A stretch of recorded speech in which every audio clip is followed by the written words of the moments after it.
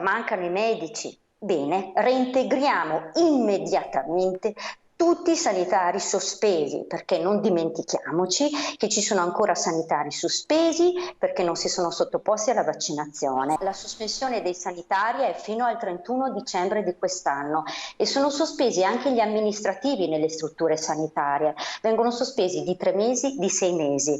Ecco, di queste persone non ne parla più nessuno e queste persone sono ancora a casa senza stipendio. Non solo, ma possiamo essere curati da medici ucraini che non parlano la nostra lingua e questo senza esprimere nessun giudizio sulla loro capacità, ma per tutelare quelle che sono le persone che lavorano nei nostri ospedali, nelle nostre strutture sanitarie e che si vedono senza lavoro perché hanno deciso di non sottoporsi ad un ricatto come è il vaccino Covid, come è stato il ricatto sul lavoro.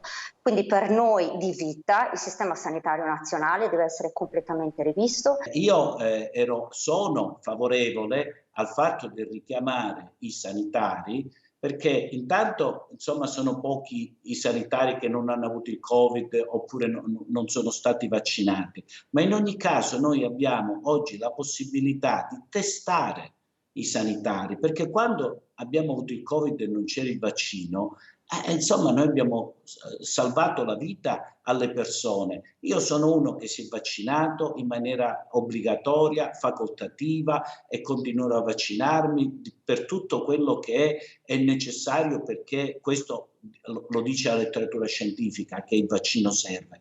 Però ci troviamo in una condizione in cui quando c'era l'emergenza e c'era la carenza di organico di cui tutti quanti siamo a conoscenza, allora cosa succede? Che se io allontano dei sanitari, lei pensa a un medico di medicina generale, 1500 pazienti, io devo avere un'alternativa, dove mando questi 1500 pazienti? Tutti a pronto soccorso? Poi dopo è chiaro che è sulle spalle poi dei vaccinati.